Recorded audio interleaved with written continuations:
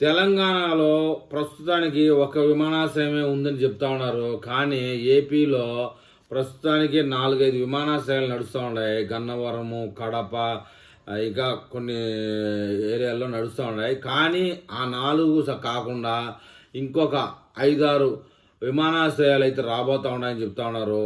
శరవేగంగా అభివృద్ధి చెందుతున్న తెలంగాణ రాష్ట్రానికి ప్రస్తుతం శంషాబాద్లోని రాజీవ్ గాంధీ అంతర్జాతీయ విమానాశ్రయం ఒకటే ప్రధాన కేంద్రంగా ఉంది అని చెప్తున్నారు.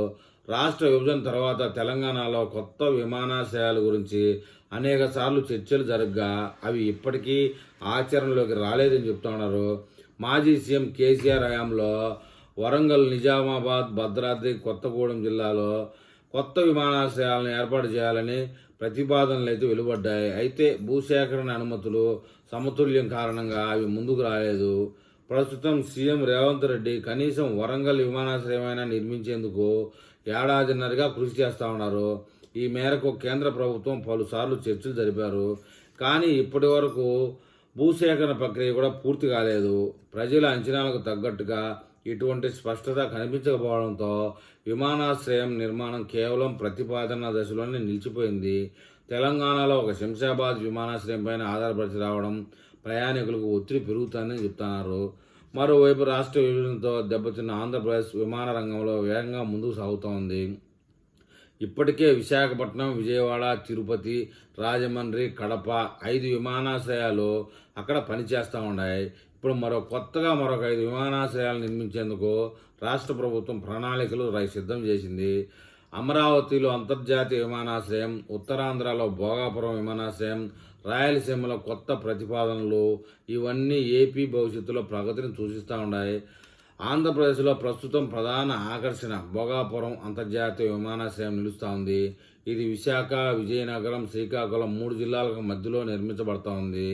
కేంద్ర పౌర విమానయాన శాఖ మంత్రి రామ్మోహన్ నాయుడు స్వయంగా ఈ ప్రాజెక్టు పురోగతిని ప్రతి నెలా పర్యవేక్షిస్తూ ఉన్నారు. శనివారం మరోసారి ఆయన అక్కడికి వెళ్లి పనులను పరిస్థితిని సమీక్షించారు. ప్రస్తుతం ప్రధాన terminal, baggage handling system, apron runway వంటి ముఖ్యమైన పనులు 86% వరకు పూర్తయ్యాయని చెప్తున్నారు.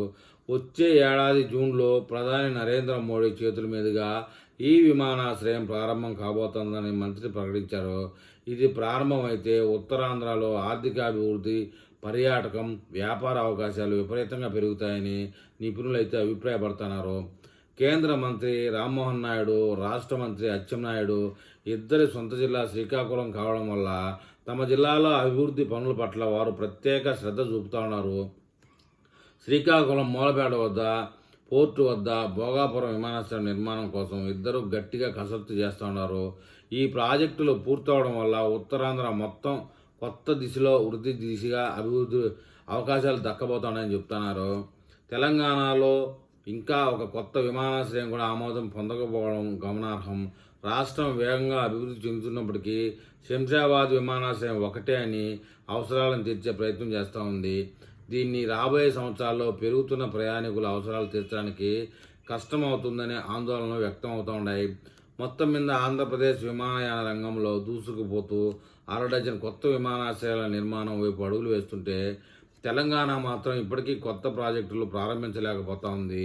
భవిష్యత్తు అవసరాలను దృష్టిలో ఉంచుకొని తెలంగాణ ప్రభుత్వం కూడా వెంటనే నిర్ణయాలు తీసుకోవాల్సిన అవసరం ఉందని చెప్తున్నారు.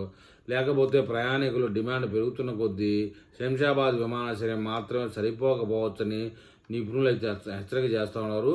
మరి ఈ విషయంలో తెలంగాణ ప్రజలు ఏమని కామెంట్ చేస్తారో చూద్దాం.